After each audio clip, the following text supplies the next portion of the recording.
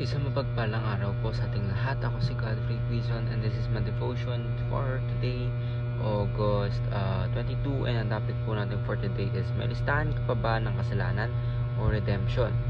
So, ano po ba yung ating concept ngayon na redemption? So, redemption daw po refers to Christ's saving work as an act of buying back sinners from bondage to sin, death, and the devil through the payment of a ransom, his own life. The imagery is drawn from the slaves market or from the slave markets of the ancient world, where captives were purchased and set free. While the ransom concept is biblical, caution against over-specifying to whom the ransom was paid. The focus is not on the recipient but on the Redeemer, Jesus Christ, who satisfied God's justice and liberated us by His blood. So, ang ating scripture for today is Ephesians chapter 1 verse 7. Basahin ko po. In Him we have redemption through His blood, the forgiveness of sins in accordance with the riches of God's grace. So, sa Diyos po lahat ng ating paparihan. And yung topic po natin ngayon, kung i-relate po natin sa title po natin, no? May kasalanan, may listahan pa ba po tayo na kasalanan natin sa Diyos?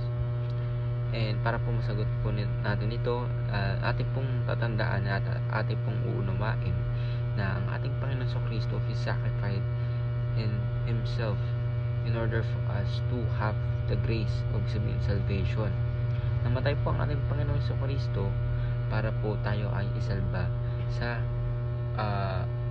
buhay na walang ang Panginoon. Ibig sabihin, ano po ba yung buhay na wala ang Panginoon? Kasi dadating nga po yung time na yung mga believers lang po ni God ang makakaakyat sa langit. At yung mga tao na pinili siya dito na nabubuhay, na hindi siya pinili o ayaw siyang makasama, ihiwalay po ng ating Panginoon yon sa kung saan wala pong Diyos o wala ang ating Panginoon. Ibig sabihin, ano po ba yung mundo o yung kakainatnatan mo ng mga tao na hindi naniniwala sa Diyos?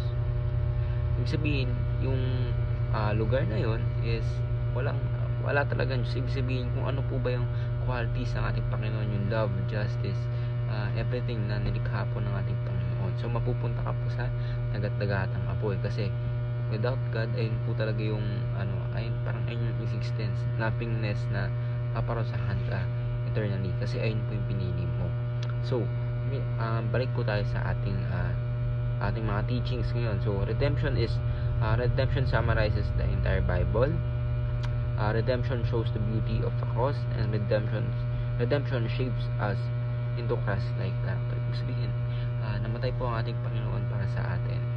Ano po ba ibig sabihin nyo na ang ating Panginoon, in order for us to receive the grace of salvation, kailangan po i-satisfy ang ating Panginoon.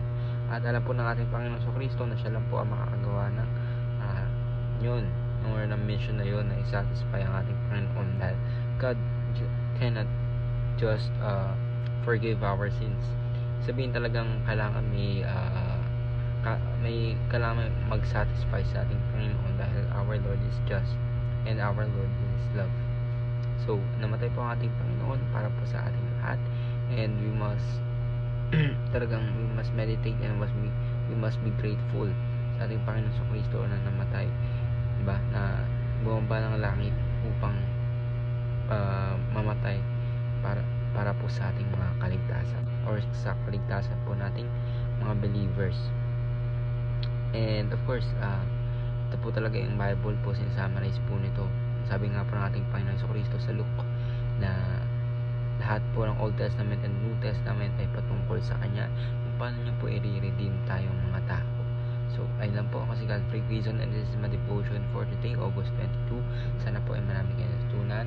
Ayun na po, and